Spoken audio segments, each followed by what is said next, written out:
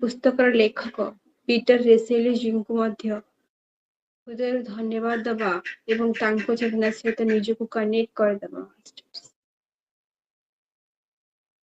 ଆଉ ନିଜର ପୁଣ୍ୟାତ୍ମାକୁ ମଧ୍ୟ ନିବେଦନ କରିବା ସେ ଆମକୁ ଏହି ପୁସ୍ତକର ପ୍ରତ୍ୟେକ ଶବ୍ଦକୁ ନିଜ ଜୀବନରେ ଗ୍ରହଣ କରିବାରେ ସାହାଯ୍ୟ କରିବେ।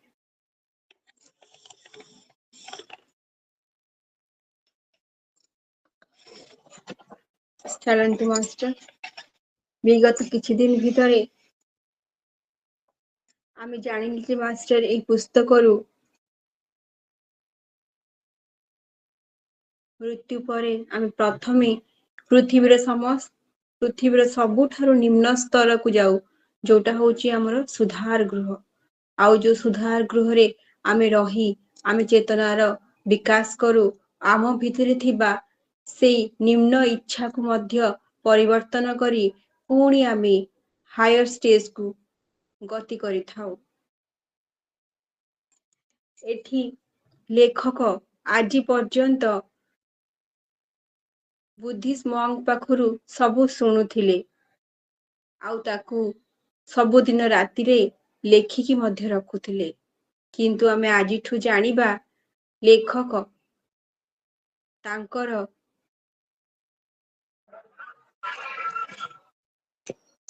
ଶରୀର ଥିବା ଅବସ୍ଥାରେ ଆଷ୍ଟ୍ରାଲ ଟ୍ରାଭେଲ କରିଛନ୍ତି। ସେ ଯୋଉ ବୁଦ୍ଧିଷ୍ଟ ମଙ୍କ ଦ୍ୱାରା ଯୋଉ ଜ୍ଞାନ ପ୍ରାପ୍ତ କରିଛନ୍ତି, ଆଜି ପର୍ଯ୍ୟନ୍ତ ଯାହା ସେ ଶୁଣି ଶୁଣି ଆସୁଥିଲେ ତାକୁ ସେ ଅଙ୍ଗରେ ନିଭାଇବାକୁ ଯାଉଛନ୍ତି, ମାନେ ନିଜ ସ୍ୱଚକ୍ଷୁରେ ସେଇ ସୂକ୍ଷ୍ମ ଯାତ୍ରା କରିବାକୁ ଚାହୁଁଛନ୍ତି। ଆମେ ଜାଣିଥିଲେ ଯେ ମଣିଷର ମୃତ୍ୟୁ ପରେ ତା ସୂକ୍ଷ୍ମ ଶରୀର ଆଷ୍ଟ୍ରାଲ ଟ୍ରାଭେଲ କରିଥାଏ। ଆଉ ପ୍ରତ୍ୟେକ ଦିନ ରାତିରେ ଆମେ ଶୋଇବା ସମୟରେ ମଧ୍ୟ ଆମ ଶରୀରରୁ ସୂକ୍ଷ୍ମ ଶରୀର ବାହାରକୁ ଚାଲିଯାଏ ଏବଂ ବିଭିନ୍ନ ଡାଇମେନସନକୁ ଯାତ୍ରା କରି ଜ୍ଞାନ ଗ୍ରହଣ କରିଥାଏ। କିନ୍ତୁ ପୁରାପୁରି ଜାଗ୍ରତ ଅବସ୍ଥାରେ ବଞ୍ଚିଥିବା ସମୟରେ ଲେଖକ ଆଷ୍ଟ୍ରାଲ ୱାର୍ଲଡ ଟ୍ରାଭେଲ କରୁଛନ୍ତି। ସେ ନିଜେ ଏବେ ସୂକ୍ଷ୍ମ ଶରୀର ଯାତ୍ରା ଆରମ୍ଭ କରିବେ। ତା ପୂର୍ବରୁ ଆମେ ଜାଣିବା ମାଷ୍ଟର୍ସ, ଏଠି ଲେଖକ ଲେଖିଛନ୍ତି ଆମେ ଜାଣିଥିଲେ ଛୋଟ ଶିଶୁଙ୍କ ବିଷୟରେ ୟା ପୂର୍ବରୁ ଜାଣିଥିଲେ ମାଷ୍ଟର୍ସ, ଛୋଟ ଶିଶୁ ମଧ୍ୟ ଯେତେବେଳେ ଶରୀର ଛାଡନ୍ତି ସେମାନେ ମଧ୍ୟ ଯେହେତୁ ଗୋଟେ ଆତ୍ମା, ସେମାନେ ମଧ୍ୟ ସେଇ ସୂକ୍ଷ୍ମ ଜଗତକୁ ଯାଇଥାନ୍ତି। ଗୋଟେ ସାଧାରଣ ମଣିଷ ଯେତେବେଳେ ଭୌତିକ ଜୀବନରେ ବହୁତ ଲମ୍ବା ଜୀବନ ଅତିବାହିତ କରିଥାଏ, ସେତେବେଳେ ତାର ସୂକ୍ଷ୍ମ ଶରୀର ନିମ୍ନ ସ୍ତରରୁ ଉଚ୍ଚ ସ୍ତର ପର୍ଯ୍ୟନ୍ତ ଯାତ୍ରା କରିଥାଏ, ପୁଣି ପୁନର୍ବାର ଜନ୍ମ ଗ୍ରହଣ କରିଥାଏ।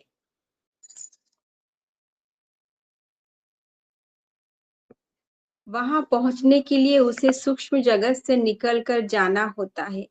वहां का जीवन भी भोगना होता है। उसके पश्चात सूक्ष्म शरीर को छोड़कर मानसिक स्तर पर अपने मानसिक अनुभवों को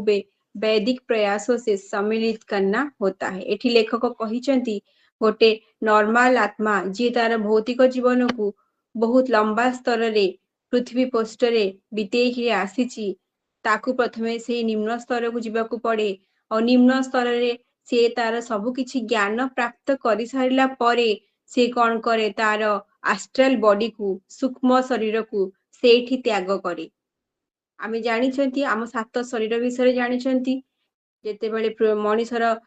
भौतिक शरीर छाड़ी दिए से ता सहित आउ बाकी सूक्ष्म शरीर को सांगरे नेकी जाइथाय। प्रथमे से निम्न जगत रे इच्छा जगत रे तार आस्ट्राल बॉडी को छाड़े, सूक्ष्म शरीर को छाड़े, तापरे से यात्रा करे मानस जगत को। मानस जगत रे तार सब किछि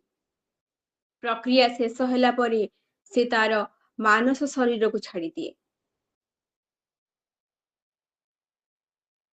ताकू पुनर्बार मानस शरीर केतेबेले मिलिबो ना जेतेबेले से पुणी आउ थरे रीइनकार्नेशन हेबो, पुनर्जन्म हबो। से आत्मार जेतेबेले आउ थरे पुनर्जन्म हबो से समय ताकू मानसिक शरीर मिलिबो। इसके बाद उसे फिर से मानसिक या सूक्ष्म शरीर यान तब तक नहीं मिलता जब तक उसे दूसरा जन्म नहीं मिलता। आमे जानिछे जेतेबेले आत्मा प्रकृति को आसे तीनटा बाहन नहीं कि आसी थाए, गोटे सूक्ष्म शरीर, गोटे मानसिक शरीर आ गोटे होची भौतिक शरीर। आ सेते पर्यंत ताकू से सूक्ष्म शरीर और मानसिक शरीर मिलेनी जेते पर्यंत से आउ गोटे जन्म ग्रहण न करि थाए। मैं यह उल्लेख इस समय इसीलिए कर रहा हूँ ताकि तुम यह बात समझ लो कि इस भौतिक जगत पर बिताए गए लघु जीवन का अक्सर यह अर्थ होता है कि उस बच्चे के पास छोटे से भौतिक अस्तित्व के बाद कोई ऐसा अनुभव नहीं होता जिसे वह जमा करे। आमे जानिले गोटे छोट शिशु बहुत खूब कम समय पे पृथ्वी रे जन्म ग्रहण करे तापर तार शरीर छाड़ी दिए, इसीलिए वह सूक्ष्म जगत को लौट जाता है। तापरे से कौन करे ना एस्ट्रल ट्रैवल करे और सूक्ष्म जगत को यात्रा करे कुछ वर्षों के लिए और फिर उसे एक नया भौतिक शरीर दे दिया जाता है, जबकि वही पुराना सूक्ष्म और मानसिक शरीर उसके पास रहता है। गोटे शिशुर पाखरे किछि अनुभव न थाए, से किछि कर्म सिद्धांत कोनोसी पृथ्वीर मैट्रिक्स से पढ़ी न थाए, इंद्रिय जाल पड़ी न था से कौन करे सूक्ष्म जगत को यात्रा करे से सूक्ष्म जगत किछि वर्ष रहिला पर से पुनर्बार पृथ्वी को रिइनकार्नेशन पुनर्जन्म ग्रहण करने को आसे ताकू से पुरुणा मानसिक शरीर सूक्ष्म शरीर प्राप्त होता है और से शरीर नहीं कि से पुणी पृथ्वी को आसी थाए किंतु गोटे मैच्योर सोल माने गोटे पूरा पूर्ण आत्मा पृथ्वी रे तार भौतिक जीवन लंबा समय कटेछि, लंबा समय जीवन ग्रहण करछि, जेमति कि 70 80 90 वर्ष से बंचिछि। ताकू कौन करबाकू हुए ना से पूरा पूरी तार सूक्ष्म शरीर को त्याग करिवो, मानसिक शरीर को त्याग करिवो, कॉजल बॉडी को जे कारण शरीर पाखरे जाई पहुंचला पर रिइनकार्नेशन तार आरंभ हो। किंतु गोटे शिशुर कौन हुए सही प्रथम सूक्ष्म शरीर जे त्याग कर सूक्ष्म जगत को जाए से किछि दिन सेठी रुहे कारण तार किछि अनुभव सेठी न थाए, पृथ्वी रे किछि अनुभव न थाए, तार से पुरुणा सूक्ष्म शरीर आउ से मानसिक शरीर नै कि से पुणी फिजिकल बॉडी रे जन्म ग्रहण करे। या ए दिटा भितरे एहा ही डिफरेंस अछि बोली कि लेखक कहिसंती। अब तक तुमने भी इस बात को समझना शुरू कर दिया होगा कि विकास का एक धीमी प्रक्रिया है। से कहउचंती एबे पर्यंत आमे बुझी सारलेनी जे एही चेतनार विकास प्रक्रिया बहुत धीर गति रे हेई थाए।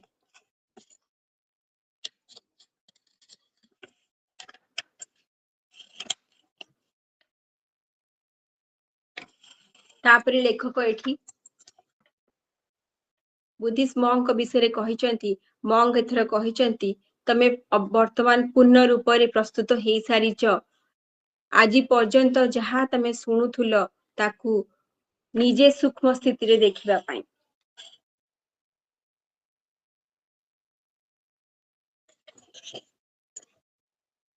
तापरे सेतिपाई से किछि तांकु नियम बतैचंती कारण हमर सुजाग्रत माने सोईथिबा अवस्था रे जाग्रत रही शरीर केमती छाड़िबो तार प्रक्रिया से पीटर को बतैचंती। कौन कहिचंती ना कल शाम तुम अपना रात्रि का अंतिम भोजन 7 बजे कर लेना। से कहउचंती काली संध्या रे तम रात्रि रो भोजन तमे 7 भितरे करदबो। उसके बाद अपने कमरे में जाना और 9:45 तक अपने बिस्तर पर तैयार रहना। तापरे कहउचंती तापरे तमे तुम रूम को जीवो और 9:45 भितरे तमे तमरो सजिया उपरे माने तो जो बेड ऊपरे रेडी हे आइथिबो सोईबा पाई। बिस्तर पर जाकर यह गोली तुम्हें लेनी है ताकि तुम 10 बजे तक भी सो जाओ। तापरे से कहउचंती तुम 9:45 पर्यंत बेड रे पहुंची जाइथिबो माने निजको सोईबा पई प्रस्तुत कर देइथिबो। तापरे से गोटे गोली तांको खाइबाकू देइचंती, कहिचंती ए गोलीटा तमे खाइकी 10टा बजिला पर 10टा हैला मात्रे के तमे सोई पड़िथिबो। आ सिए कहिचंती कि मो गुरुंकोठू परमिशन नेइची तमको सूक्ष्म जगतर यात्रा साहाय्य करिया पई आउ तम सूक्ष्म जगतर यात्रार जो अनुभव जहाँ तमे अनुभव कल ताकू केमी तमे मने रखी पारिबो सेति पई मु पूर्ण रूप रे तुमको साहाय्य करिवि। कारण आमे जानिचे जे केवल सूक्ष्म जगतर यात्रा आमे निद्रा समय रे ही करिथाउ किंतु जहाँ भी करिथाउ सेटा हमर मने रुहे नै और जहाँ भी मने रुहे अल्प भंगा रुजा हिसाब रे हमकु स्वप्न आकार मने रुहे ठीक रुहे मास्टर सेही हुए ना हम स्वप्नटा भंगा रुजा हिसाब जणा पड़े किंतु हमर यात्रा सेते सूक्ष्म जगतर हेई थाए हमें विभिन्न आयाम को जाई के आसी थाउ किंतु कंप्लीट जो दृश्यटा हम मने रखि पारुना किंतु एठी बुद्धिस्म कहिचंती मु आपनको निश्चित भाव साहाय्य करिवि आपनको मस्तिष्कर जो तंत्र जो स्नायु शक्ति अछि ता ऊपर मो निजर प्रभाव पकेकी मु सब किछि मने रखिया पई आपनको साहाय्य करी बोली कहिचंती पीटर यह सुनी कि बहुत एक्साइटेड थिले और फियर मध्य माने किछि मन रे तांकर भय मध्य थिला पीटर्स जहाँ कहिथिले बुद्धिस्ट सेया ही कले से कौन कले से गोली को खाई देले 9:45 तक बेड रे जाई कि जो मेडिसिन तांको गोल टैबलेट देथिले टैबलेट से खाई देइछन्ते उस समय में तापर से कहिसंती जे तू तमे खाई सारला पर तमे जरे सोई पड़िबो सेही समय रे मु जाई कि तम बेड पाखरे पहुंची जिवि किए ना बुद्धिस्ट मंक कहिसंती आ तमको तम शरीर रे बाहरी जाग्रत अवस्था रे तमे केमती बाहरी पारिबो सेति पई मु तमको सहाय्य करिवि कहिसंती सोने से पहले तुम यह कल्पना करना तुम बिस्तर पर लेटे हुए कैसे प्रतीत होते हो से कहिचंती सोईबा समय एस्ट्रल बॉडी केमती ट्रैवल करिवो ना सोईबा समय तमे बेड रे सोई पड़लो बेड रे सोइला पर विजुअलाइज करिवो जे तमे बेड रे सोइले केमिति देखा जिवो ताले केमिति विजुअलाइज करिवो ना वॉल ऊपर माने छात रे गोटे जेंति मिरर लागिची तमे विजुअलाइज करिवो आ से मिरर रे तमे तम निजको देखुचो तमे बेड रे को अवस्था रे सोइचो माने तमरो गोटे संपूर्ण प्रतिछवि को तमे देखिबो जेंति मिरर सामने रे हमें ठिया हाले निजे प्रतिछवि को देखु सेमिति बेड रे सोइथिबा अवस्था रे तम संपूर्ण प्रतिछवि को तम सामना रे देखिबो काहेकि से कहिले कारण एथि पई कहिले जे जेते बेले आमे शरीर रु प्रथमे बाहरिबा सेते बेले आमे कोन देखिबा ना निजर प्रतिछवि को देखिबा सेते बेले हठात कोन हुए ना हमर मन रे भय जागृत होई जाय आ जेते बेले भय जागृत हबो कोन हबो ना एथरिक बॉडी कोन करिवो सूक्ष्म शरीर को फिजिकल बॉडी भितरे पुनी प्रवेश कराई दबो तो किंतु लेखक को तो यात्रा करिवार अछि सूक्ष्म शरीर रे ना तो सूक्ष्म शरीर को बाहर रहिबा को पड़िबो सेति पई ऑलरेडी बुद्धिज्म एई सब जिंस तांकू कहि देचंदी एई प्रक्रिया हबो जहा द्वारा कि तमे तमर एस्ट्रल बॉडी तो फिजिकल बॉडी रो बाहरी की सूक्ष्म यात्रा आरंभ करिवो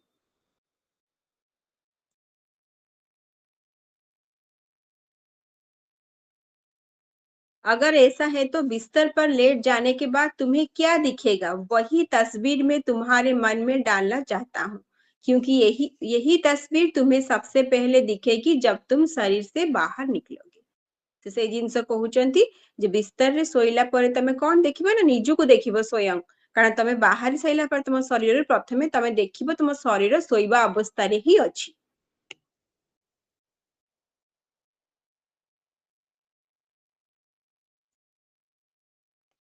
सबसे पहले तुम्हें यह देखकर बहुत हैरानी होगी कि तुम बिस्तर पर लेटे हो जबकि वास्तव में तुम अपने भौतिक शरीर को देख रहे होगे जितेबेले निज शरीर रु बाहरिबो तमे देखिबो जे तम शरीर सोइची किंतु वास्तव रे कोन तम शरीर नुह तमर भौतिक शरीर बिस्तर रे माने बेड रे पडिकी रहिची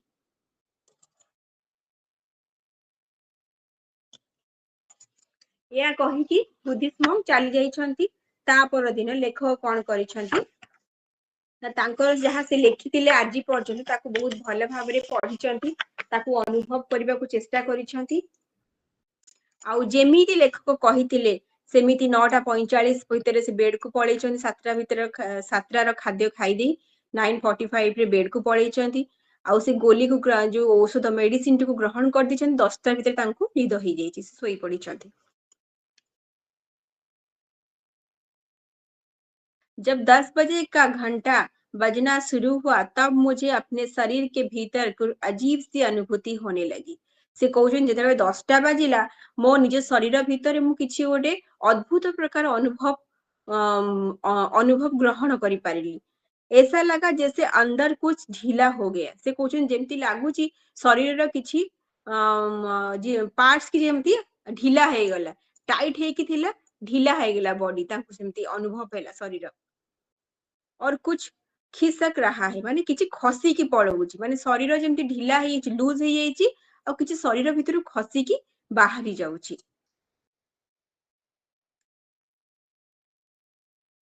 जो वास्तव में मेरे भौतिक शरीर से खुद के ही बाहर निकल जाने की अनुभूति थी। से कହୁଛନ୍ତି ବାସ୍ତବରେ ଏହା ମୋ ଭୌତିକ ଶରୀରରୁ ଯୋଉ ସୂକ୍ଷ୍ମ ଶରୀର ବାହାରକୁ ବାହାରିଲା ତାର ଅନୁଭବ ସେଇ ଗୋଟାକ ହିଁ ଥିଲା ଯେ ଶରୀର ମୋର ଢିଲା ହେଇଗଲା ଆଉ ଯେମିତି ଲାଗିଲା ମୋ ଶରୀରରୁ କିଛି ଖସିକି ଚାଲି ଯାଉଛି। जिस समय 10 का आखिरी घंटा बजा मैं शरीर से बाहर निकल चुका था। से କହୁଛନ୍ତି ଯେତେବେଳେ ପୁରାପୁରି 10ଟା ହେଇଗଲା ମୁଁ ଅଲରେଡି ମୋ ଶରୀରରୁ बाहरी सारी थी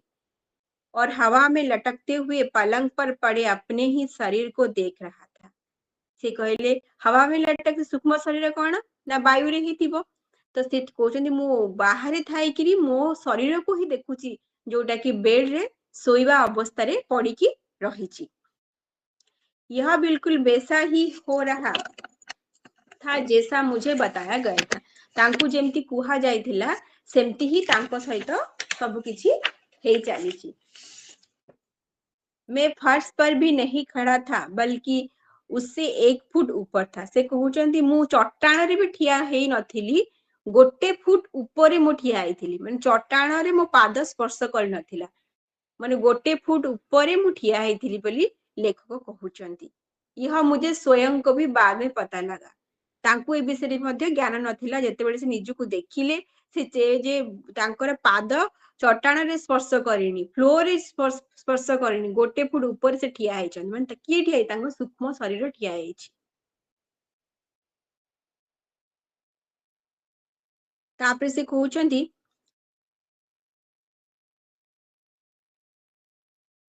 जेतेबेले से जिंस देखिले शरीर से बाहर मेरा हृदय जोर से धड़कने लगा। से जेतेबेले देखिले तांको शरीर से बाहर ठिया हेइछन तांको हृदय बहुत जोर से धड़कने लगा कहउचंती। पर मुझे पता नहीं है कि सचमुच डर डर गया था या नहीं पर यह पक्का है कि मैं वापिस शरीर में जाना नहीं चाह रहा था। से कहउचंती मु किछि बुझी पारलिनी जे मोर एते जोर से हार्ट बीट काहे कि बढ़ी गला आ मु डरी जाइथिली या मु आउ थरे शरीर भितरे काहे प्रवेश करि जिवि बोली भाबुथिली किंतु मु चाहू नथिली जे मु शरीर भितरे आउ थरे प्रवेश करिवि। एकाएक मुझे लगा कि दिन जैसा प्रकाश है। से जेतेबेले बाहरକୁ आसी जाइचंती तांकु गोटे धीमा आलोक जेमती हमर ब्रह्म मुहूर्तर समय सूर्य उदय रे जो समय थाए सेई जो आलोक जेतेबेले अंधार सरिकी आलोकर प्रवेश हेଥାଏ जो मुहूर्त जो पाहंतिया समय जो आलोक सेई आलोक को से अनुभव करचंती।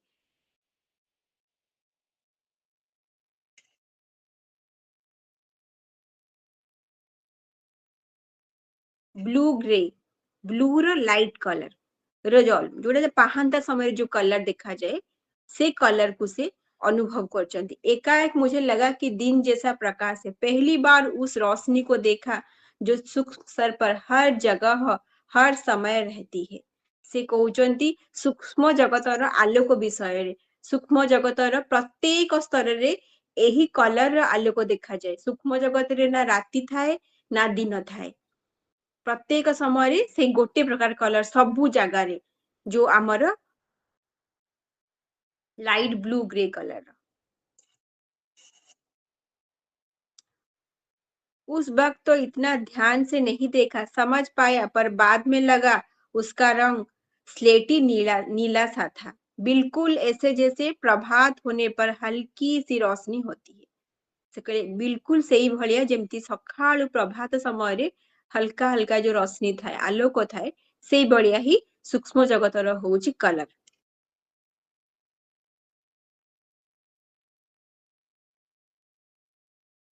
ताପରେ से कहिचंती से जेतेबेले से कलर को देखुचंती पछरु जणे हसिबार शब्द आसीची जेते तांको रूम रे से ठिया हेइचंती तांको शरीर पाखरे ठिया हेइचंती आउ सेठी ठिया हेकी सेई जो हल्का हल्का कलर रे से रूम रो सब जिंस को धीरे धीरे देखिबाकू चेष्टा करूचंती सेई समय तांको पछरु हसर शब्द आसीची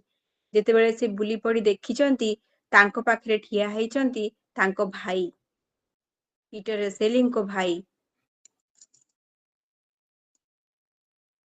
मुझे अपने पीछे हल्की सी हंसी की आवाज सुनाई पड़ी, जिसे सुनकर मैं चौंका तो नहीं, मैंने मुड़कर देखा, चार्ल्स खड़ा था। तांको भाई जे କିଛି ଦିନ ପୂର୍ବରୁ ଯାହାଙ୍କର ଡେଥ୍ ହେଇଯାଇଥିଲା, ଯେ ଶରୀର ତ୍ୟାଗ କରିଥିଲେ, ଯାହାର ଦୁଃଖରେ ସେ ବହୁତ ମର୍ମାହିତ ହେଇଯାଇଥିଲେ, ତାଙ୍କ ଭାଇ ତାଙ୍କ ପାଖରେ ଠିଆ ହେଇକି ହସୁଛନ୍ତି। बिल्कुल वैसा ही जैसा मैंने उसे आखिरी बार देखा था। मुझे हैरान देखकर उसे मजा आ रहा था। ସେ କହୁଛନ୍ତି ବିଲକୁଲ ସେମିତି ମୁଁ ଯେମିତି ତାକୁ ଲାଷ୍ଟ ଟାଇମ ତାଙ୍କୁ ଦେଖିଥିଲି, ସେ ସେଇ ଭଳିଆ ସେ ସ୍ଥିତିରେ ଅଛନ୍ତି। ଆଉ ସେ ମତେ ଦେଖିକି ହସୁଛି, କାରଣ ମୁଁ ଅବାକ୍ ହେଇକି ଦେଖୁଛି ତାକୁ, ଆଶ୍ଚର୍ଯ୍ୟ ହେଇକି ଦେଖୁଛି, ଆଉ ମୋର ଏ ଆଶ୍ଚର୍ଯ୍ୟ ର ରୂପକୁ ଦେଖିକି ତାକୁ ହସ ଲାଗୁଛି ବୋଲି ସେ କହୁଛନ୍ତି। मेरे उस अविश्वास भरे भाव को देखकर उसके चेहरे पर मुस्कान फैल गई और वही चिर परिचित रेखाएं उसके चेहरे पर फैल गई, जिससे मैं पूरी तरह वाकिफ था। मैंने झट से उसका हाथ पकड़ लिया। सांगे सांगे कहउचंती मु ताकू सांगे सांगे ता हाथକୁ ଧରି ପକେଇଲି। लगा कि उसके हाथ का बंधन उतना ही मजबूत और असली है जैसा हमेशा हुआ करता था। सूक्ष्म जगତରେ ତାଙ୍କ ଭାଇ ମଧ୍ୟ ସୂକ୍ଷ୍ମ ଶରୀରରେ ଅଛନ୍ତି, ଇଏ ମଧ୍ୟ ସୂକ୍ଷ୍ମ ଶରୀରରେ ଅଛନ୍ତି, ଆଉ ସାଙ୍ଗେ ସାଙ୍ଗେ କଣ କରୁଛନ୍ତି, ତାଙ୍କ ଭାଇଙ୍କ ହାତକୁ ଧରି ପକେଇଛନ୍ତି। ଆଉ ଯେତେବେଳେ ହାତକୁ ଧରି ପକେଇଛନ୍ତି ସେତେବେଳେ ସେ ଅନୁଭବ କରୁଛନ୍ତି ଯେମିତି ଫିଜିକାଲ ୱାର୍ଲଡରେ ତାଙ୍କ ଭାଇର ହାତର ସ୍ପର୍ଶ ତାଙ୍କୁ ଅନୁଭବ ହେଇଥିଲା, ସେଠି ବି ତାଙ୍କୁ ସେଇ ସ୍ପର୍ଶ ଅନୁଭବ ହେଇଛି। ସେତେବେଳେ କଣ ହେଇଛି, ସାଙ୍ଗେ ସାଙ୍ଗେ ବୁଦ୍ଧିଷ୍ଟ ମଙ୍କ ଆସି ଯାଇଛନ୍ତି, ତାଙ୍କ ଭାରତୀୟ ମିତ୍ର ସେ କହିଥିଲେ ଯେ ତମେ ଶରୀରରୁ ବାହାରିଲା ମାତ୍ରେ ମୁଁ ତମକୁ ସେଇ ଜାଗାରେ ହିଁ ପାଇବ ତମେ। ସାଙ୍ଗେ ସାଙ୍ଗେ ଲେଖକଙ୍କ ପାଖରେ ଆସିକିରି ବୁଦ୍ଧିଷ୍ଟ ମଙ୍କ ପହଞ୍ଚି ଯାଇଛନ୍ତି। ତ ତିନି ଜଣ ସାଙ୍ଗ ହେଇକିରି କିଏ କିଏ ନା ଲେଖକ ଆଉ ତାଙ୍କ ଭାଇ ଚାର୍ଲସ ଆଉ ଆମର ଭାରତୀୟ ମଙ୍କ, ସେ ତିନି ଜଣ ଯାକ ଏକାଠି ସେଇ ରୁମ ରେ ହେଇଛନ୍ତି।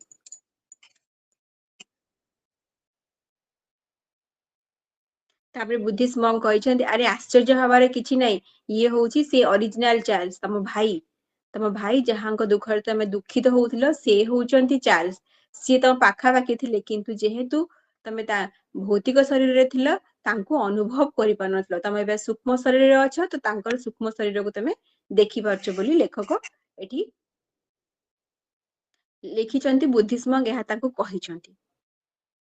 तुम भी इसी समय उसी प्रकार के शरीर में हो जिसमें चार्ल्स है, इसीलिए वह तुम्हारे लिए उतना ही वास्तविक है जितने तुम उसके लिए हो।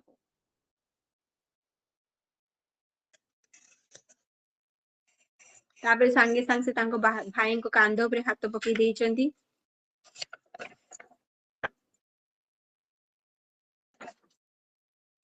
मुझे यह समझना मुश्किल लगा कि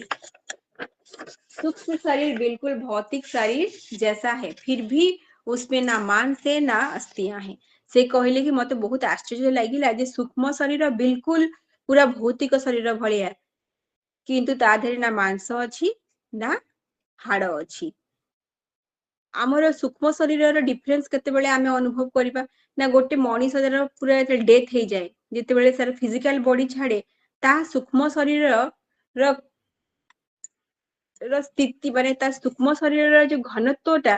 ଆମର ଫିଜିକାଲ ବଡିର ତ ଘନତ୍ୱ ଥାଏ, ସୂକ୍ଷ୍ମ ଶରୀର କଣ ଲାଇଟ ବଡି ଥାଏ, କିନ୍ତୁ ପୁରା ବହୁତ କ୍ଲିଅର ଥାଏ। ସୂକ୍ଷ୍ମ ଶରୀରର ଆପିରାନ୍ସ ଟା ବହୁତ କ୍ଲିଅର ଥାଏ, କିନ୍ତୁ ଯୋଉମାନେ ଶୋଇବା ସମୟରେ ତାଙ୍କର ଫିଜିକାଲ ବଡି ଛାଡିକି ସୂକ୍ଷ୍ମ ଜଗତକୁ ଯାଉଛନ୍ତି, ସେମାନଙ୍କର ଆପିରାନ୍ସ ବହୁତ ହାଲକା ଥାଏ, ହାଲକା ଲାଇଟ ଥାଏ। ତ ଏଇଟା ଡିଫରେନ୍ସ ଜଣା ହିଁ ପଡିଯାଏ ସୂକ୍ଷ୍ମ ଜଗତରେ। ସେମାନେ ଜାଣି ଦିଅନ୍ତି ସୂକ୍ଷ୍ମ ଜଗତରେ ଯୋଉମାନେ ଟ୍ରାଭେଲ କରନ୍ତି ଅଲଗା, ସେମାନେ ଜାଣି ଦିଅନ୍ତି ଯେ କୋଉମାନଙ୍କର ଶରୀର ସେମାନେ ପୁରା ଛାଡିଛନ୍ତି ଆଉ କୋଉମାନେ ଶରୀର ଅଛି କିନ୍ତୁ ନିଦ୍ରା ଅବସ୍ଥାରେ ସୂକ୍ଷ୍ମ ଜଗତ ଯାତ୍ରା କରୁଛନ୍ତି। ଏଇଥିରୁ ସେମାନେ ଡିଫରେନ୍ସ ଜାଣିପାରନ୍ତି। ତାପରେ ସେମାନେ ଚିନ୍ତା କରିଛନ୍ତି ଆମେ କୁଆଡେ ଯିବା, ଆମର ଯାତ୍ରା କୁଆଡେ ଆରମ୍ଭ କରିବା। ସାଙ୍ଗେ ସାଙ୍ଗେ ତାଙ୍କ ଭାଇ ଚାର୍ଲସ କହିଛନ୍ତି ଆମେ ଯିବା ଲଣ୍ଡନ, କିନ୍ତୁ ଏମାନେ ଅଛନ୍ତି କଲମ୍ବିଆରେ। ତ ସେ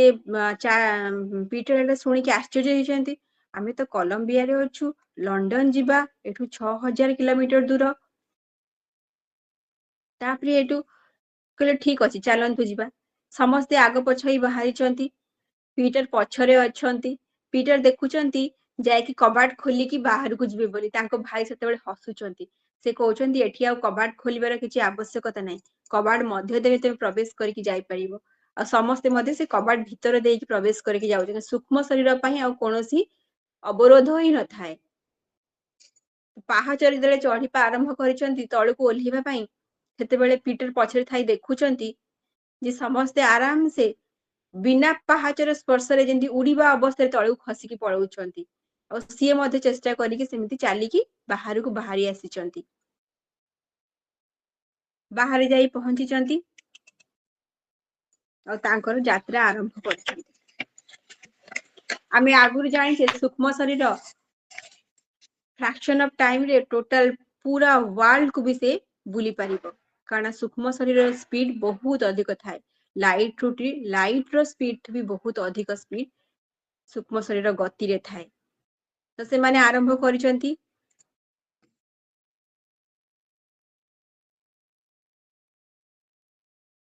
कोलंबिया रु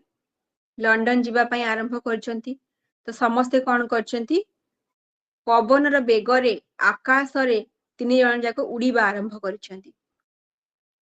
एटी लेखक लिखिसंती इस सत्य की अतिरिक्त इस अद्भुत गति का अंदाजा लगाना इसीलिए भी मुश्किल या क्योंकि